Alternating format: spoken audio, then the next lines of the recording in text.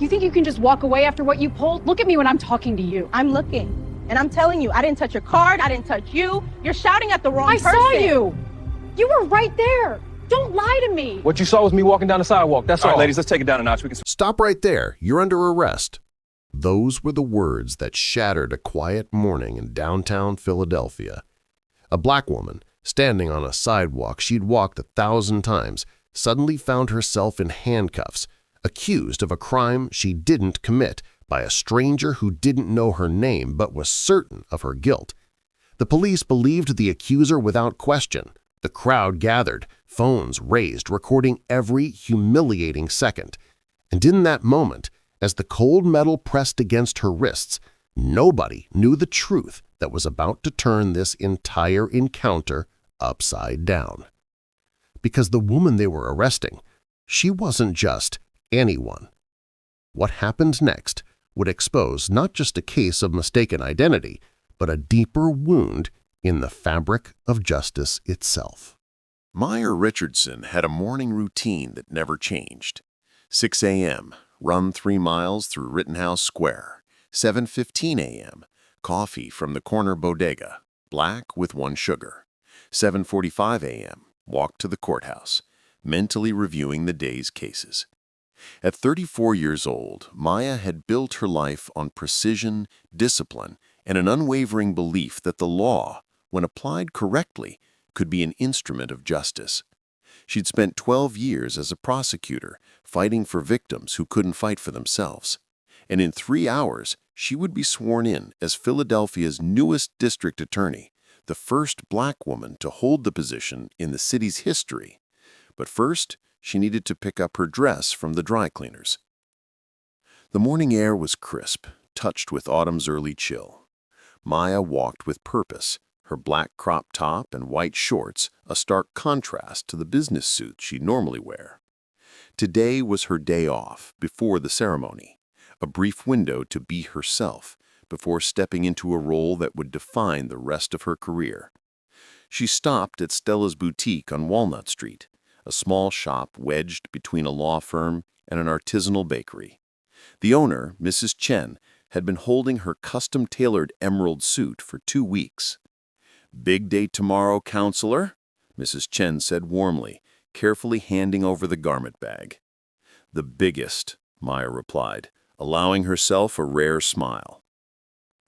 As she stepped back onto the sidewalk, garment bag draped over her arm, Maya didn't notice the woman across the street, didn't see the way her eyes narrowed, tracking Maya's every movement, didn't hear the sharp intake of breath that came with recognition, or rather, misrecognition.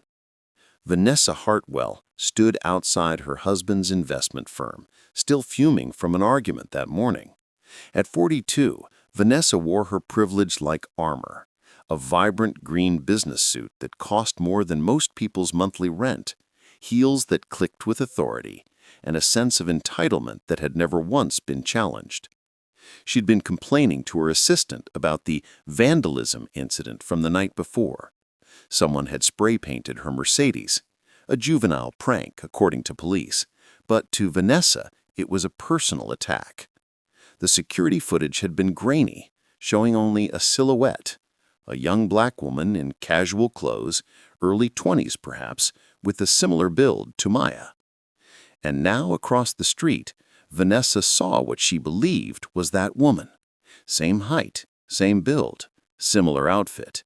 The garment bag? Probably stolen goods.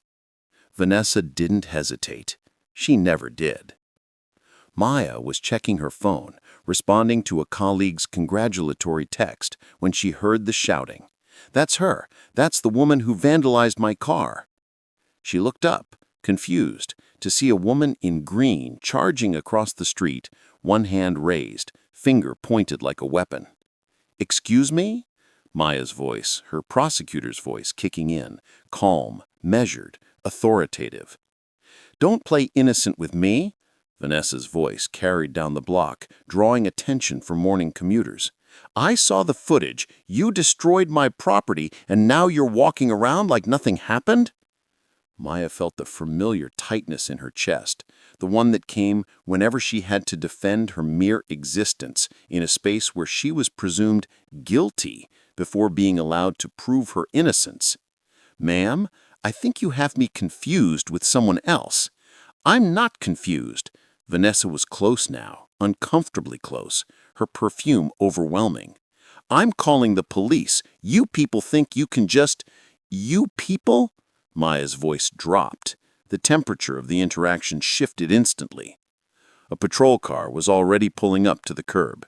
Of course it was. In neighborhoods like this, police response time was measured in minutes, not hours.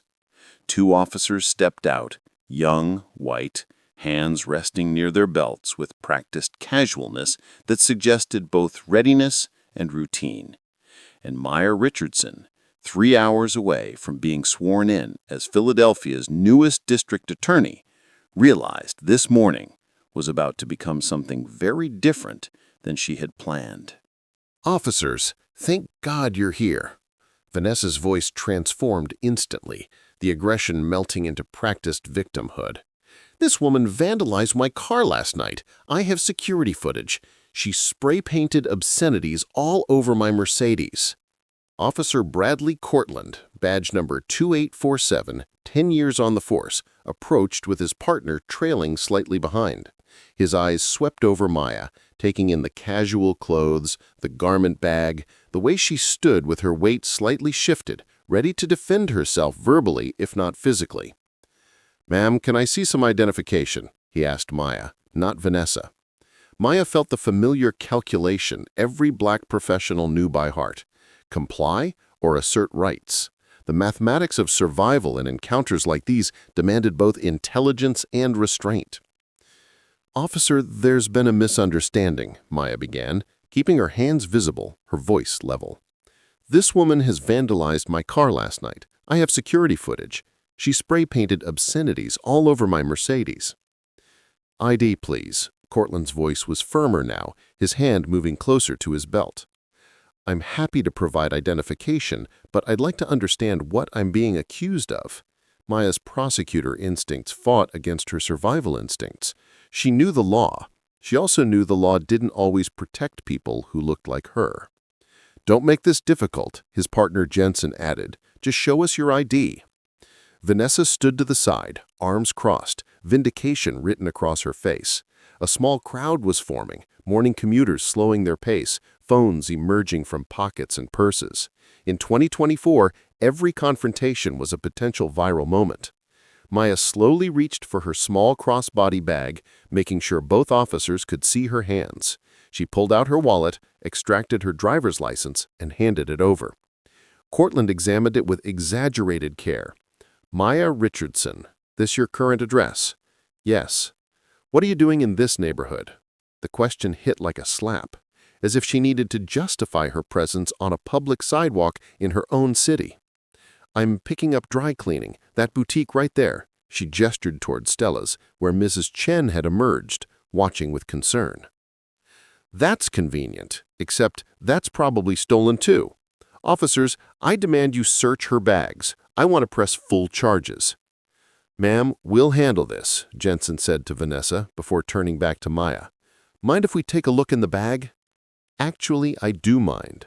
Maya's voice was steel now. "You have no probable cause to search my belongings. I've provided identification. I've explained where I am and what I'm doing. Unless you're charging me with something specific, I'm free to go." The air shifted. Cortland's jaw tightened. In his decade of policing, he'd learned to read situations, to gauge threats, to maintain control.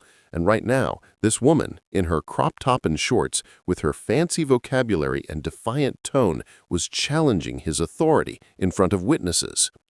"Step over here, please," he said, gesturing toward the patrol car. "Am I being detained?" "Just cooperating with an investigation."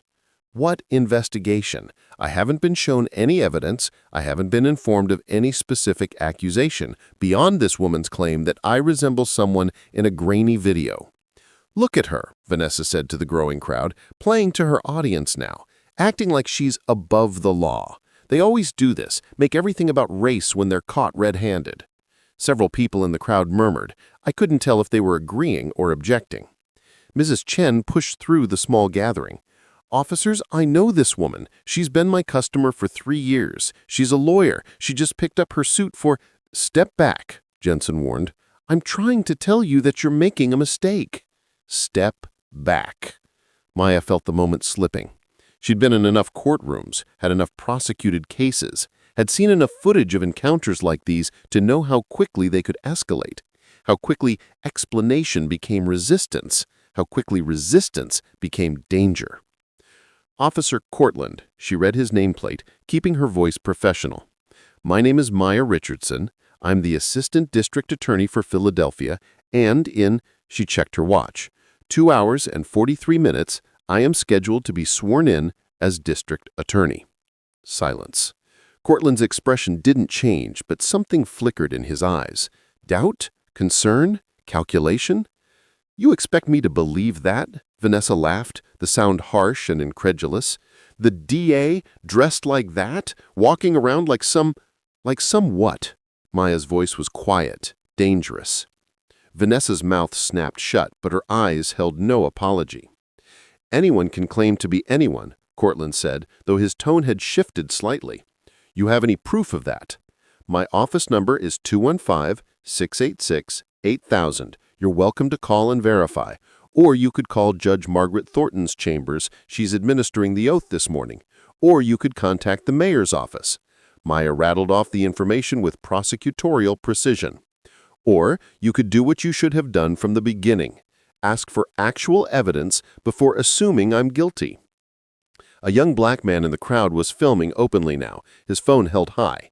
Y'all seeing this? They about to arrest the new DA because she's black. This is Pilly 2025, y'all. Put the phone down, Jensen ordered. Nah, man, this is my right. I'm on public property. I said put it down. The situation was fracturing in multiple directions. Cortland seemed to be doing calculations of his own, the risk of arresting someone who might actually be who she claimed versus the risk of letting a potential vandal walk free. Vanessa, sensing the tide turning, pushed harder. This is ridiculous. She's clearly lying. Just arrest her already. I know people. I know the real DA, and this woman is not. Actually, she is. A tall man in an expensive suit pushed through the crowd. Bernard Hayes, the outgoing district attorney who'd mentored Maya for a decade. Bernard! Vanessa's face paled. Vanessa Hartwell, I should have known. Officers, this woman is indeed Maya Richardson, and yes, she is being sworn in as my successor this morning.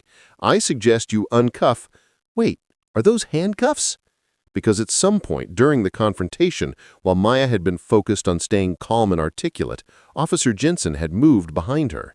And now, as she felt the cold metal snap around her wrists, Maya realized that all her credentials, all her accomplishments, all her power and position meant nothing in this moment. She was just another black woman in handcuffs. The metallic click of the handcuffs echoed louder than Vanessa's shouting, louder than the crowd's gasps, louder than Bernard's protests. Maya's breath caught, not from fear, but from the crushing weight of humiliation and rage that threatened to overwhelm her carefully maintained composure. She'd spent years in courtrooms watching this exact scenario play out from a different angle. She'd advocated for body cameras. She'd prosecuted officers who abused their power. She'd given speeches about systemic reform. And now she stood on a sidewalk, hands bound behind her back, feeling the bite of steel against her wrists, while morning commuters filmed her degradation. "What are you doing?" Bernard's voice rose to a shout. "Release her immediately. This is a massive mistake." "Sir, we're conducting an investigation," Cortland began. "Investigation? Into what?" "A false accusation from a woman with a history of filing frivolous complaints." Bernard moved closer, his district attorney voice, the one that had commanded courtrooms for 20 years, fully activated. "Vanessa Hartwell has filed 17 police reports in the past 5 years. 17, most dismissed as baseless. And you handcuff a city official based on her word alone?" Vanessa's face flushed crimson. "How dare you? My husband—" Your husband's money doesn't give you the right to weaponize the police against black women. Bernard's words cut through her protest. The crowd was growing. At least 24 people now circled the scene, phones raised. A local news van was pulling up to the curb. Some producer had caught wind of a situation downtown. Maya felt the surreal split of her consciousness. Part of her was cataloging every detail. The exact time, 7:52 a.m., the badge numbers, Cortland 2847, Jensen 3156, the words spoken, the witnesses present, evidence. Always evidence. The prosecutor in her never stopped working. But another part of her, the part she usually kept locked away during work hours, was breaking. This was her city. These were supposed to be her police. In 2 hours, they would report to her office. And right now, they had her in handcuffs because a white woman had pointed a finger. Officers? Maya's voice emerged steady despite the tremor she felt internally. You need to make a choice right now. You can remove these cuffs, apologize for this mistake, and we can all move forward. Or you can continue down this path, and I promise you it will define the rest of your careers. It wasn't a threat. It was a statement of fact delivered with the cold precision of someone who understood exactly how power worked. Are you threatening police officers? Jensen's hand moved to his belt again. She's stating reality, snapped Bernard. Take off those cuffs, now. We have a right to investigation. You have a responsibility to have evidence before you detain someone. Maya's composure finally cracked, just slightly. Where's your probable cause? Show me the security footage. Show me anything beyond this woman's accusation. Because right now, all you have is racial profiling and an arrest that will be the lead story on every news outlet by noon. The news crew is setting up, camera already rolling. Cortland and Jensen exchanged glances. In that look, Maya saw the calculation she'd witnessed 1,000 times in interrogation rooms. The moment suspects realized they'd made a catastrophic error. The footage, Cortland said slowly, is at the complainant's residence. We haven't actually reviewed. You haven't seen it? Bernard's voice could have shattered glass. You handcuffed the incoming district attorney without even viewing the alleged evidence? Vanessa had gone silent, her earlier bravado evaporating as she recognized faces in the crowd, colleagues, neighbors, people who would talk. Mrs. Chen pushed forward again, this time with her phone. I have security footage from my store from last night. You want to see who is actually on this street? She held up her phone, playing a grainy video. The timestamp showed 11:47 p.m. A young woman, much younger than Maya, with a completely different build and hairstyle, was visible spray painting a car before running off. That's not even close to her, someone in the crowd called out. Take them off. Maya's voice was quiet now, more dangerous in its restraint than any shout. Take these handcuffs off me right now. Or I swear to you, the first case I prosecute as district attorney will be against this department for civil rights violations. Officer Cortland reached for his key, his hand shaking slightly. As the cuffs released, Maya brought her hands forward slowly, rubbing her wrists where red marks had already formed.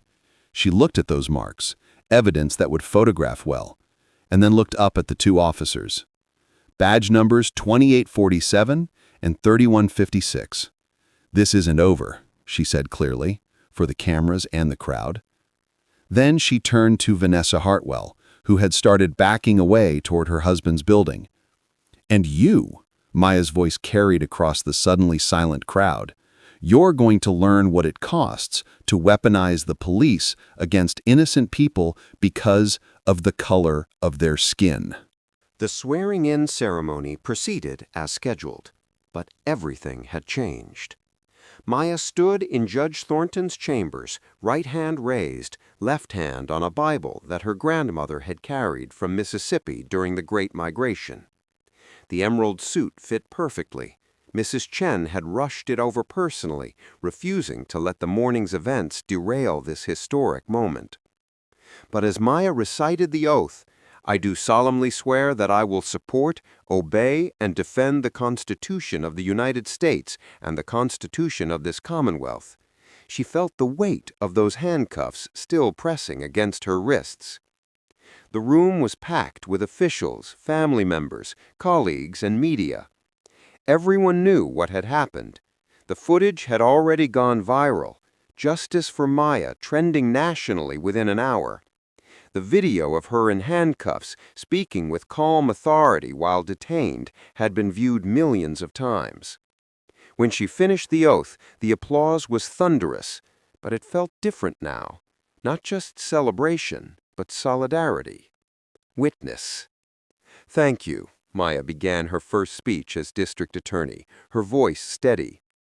3 hours ago, I experienced firsthand what thousands of Philadelphians experience every day, the presumption of guilt based solely on the color of my skin.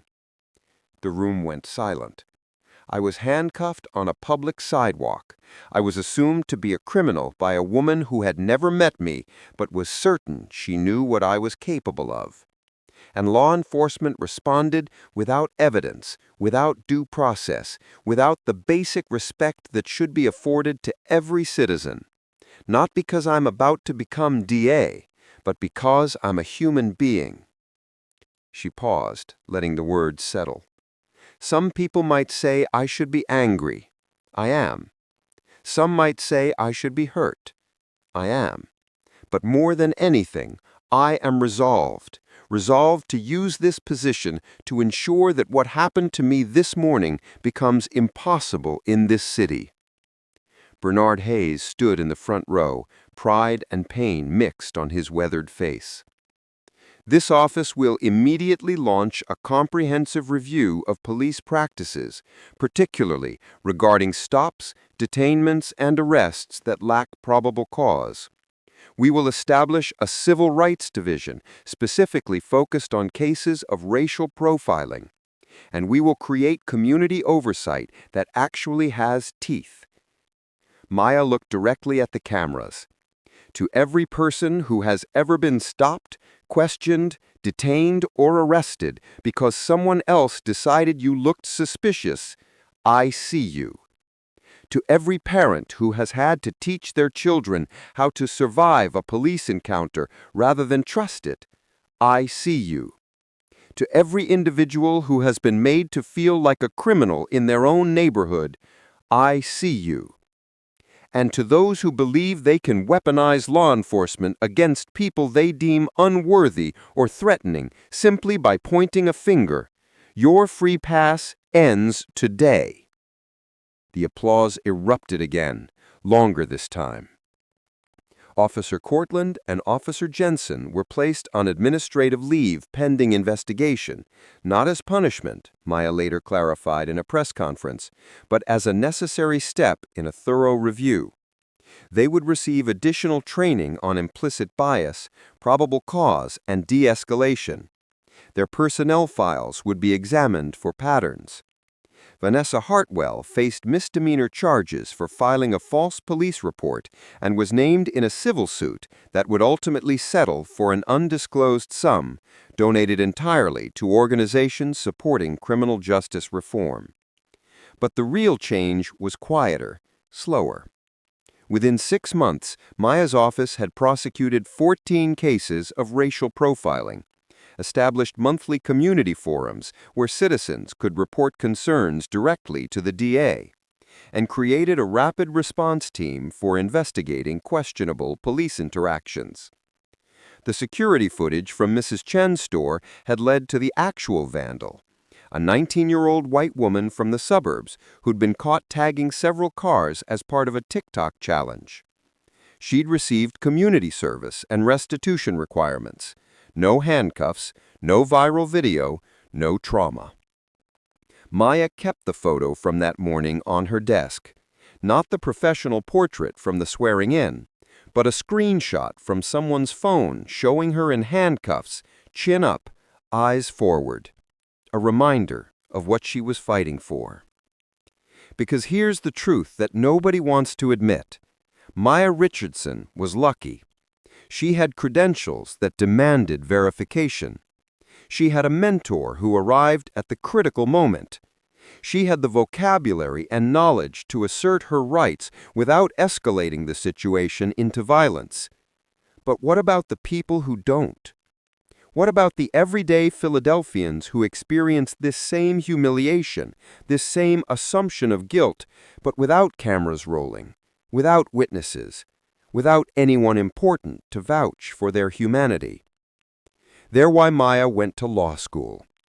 There why she spent 12 years prosecuting violent criminals. And there why she'll spend every day as district attorney fighting to ensure that justice is blind, truly blind, not just to everything except race.